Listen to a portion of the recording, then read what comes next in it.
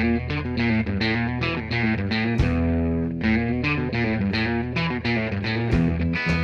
hello and welcome to Lowell Park. I'm Will Krause, one of Cotuit's beat writers, here with Brian Roberts, son of Coach Mike Roberts. Brian had a great career. He played in Chatham, I believe, and he played the majority of his career in the major leagues for the Orioles. He just spent a long amount of time talking to all the guys in the dugout. What were some of the stuff you were saying to them there?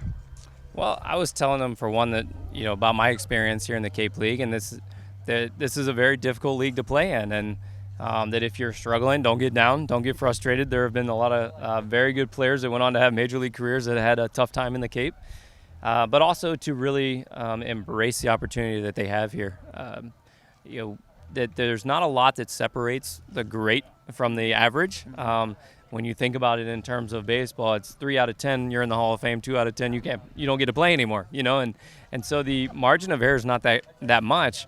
But where it really stands out is the guys that put the work in, the guys that put the time in, and that it goes by really fast. I had 14 years in the major leagues, and it flew by like 2 days, it felt like, and so I want them to enjoy it. I want them to work hard, but also embrace the fact that you're not going to be able to play baseball forever, and really I don't want them to look back with any regrets.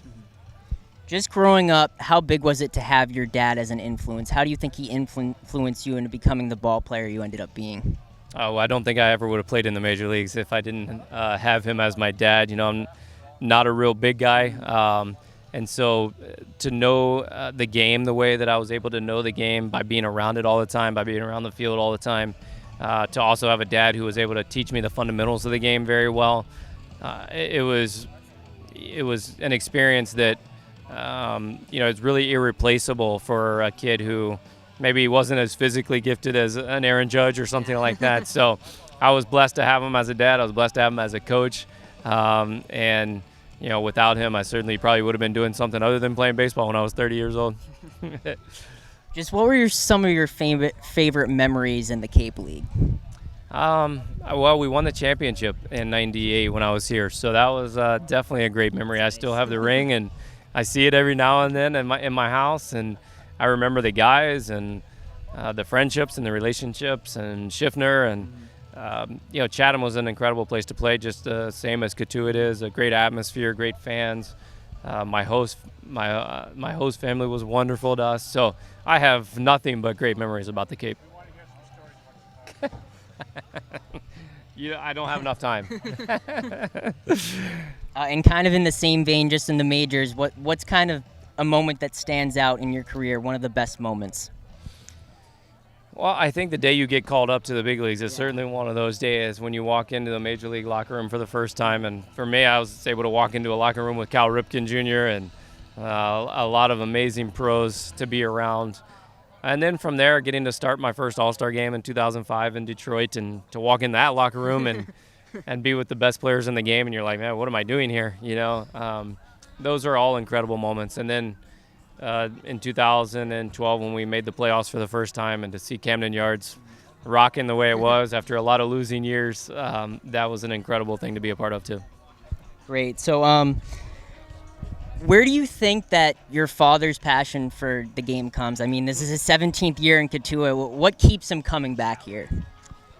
Well, he's been like that since the day I was born. And my grandfather, his dad, had a passion for the game of baseball. He owned a lumber mill, but deep down his passion was baseball. There's no doubt. And there was a minor league team in Kingsport, Tennessee, where my dad grew up, and my granddad, they used to host players there.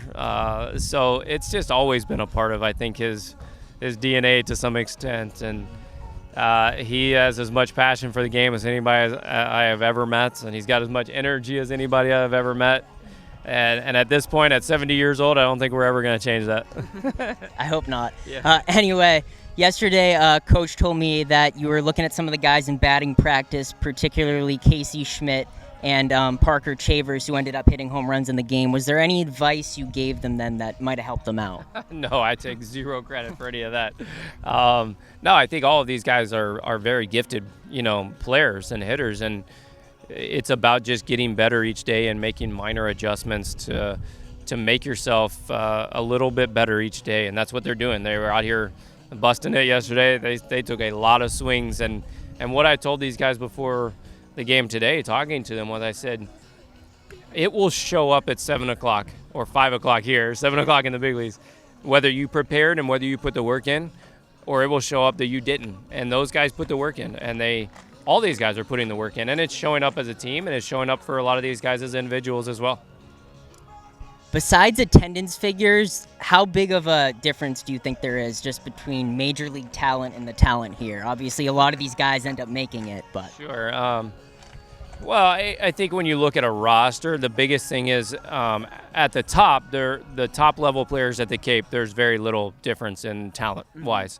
It's spanning the whole roster, certainly, and that's no different here versus in A-ball or AAA. You know, there's a pretty big gap when you talk to guys even going from AA to the big leagues. So you can think about the gap of from here just to AA on a daily basis and on a night in, night out basis, pitcher to pitcher to pitcher, hitter to hitter to hitter. And so in some ways the gap is very small, in some ways the gap is very large when you look at it in those terms. yeah, just one last question. How do you think the Cape League is able to be so successful, to bring in so much talent, to be the premier amateur summer league just in the world, really? Well, the history is it's hard to ignore, you know, and guys know what the Cape is all about. They know, for one, the talent level that comes here, and they want to be able to go out and prove that they're the best against the best, and so that will keep guys coming. And then, I mean, look around. I mean, you got the best weather that you could find anywhere in the summer. You have great ballparks, you have great fans, you have great families, and so I think when you put it all together, you know, the Cape League is the premier place to go, and I don't think that'll change anytime soon.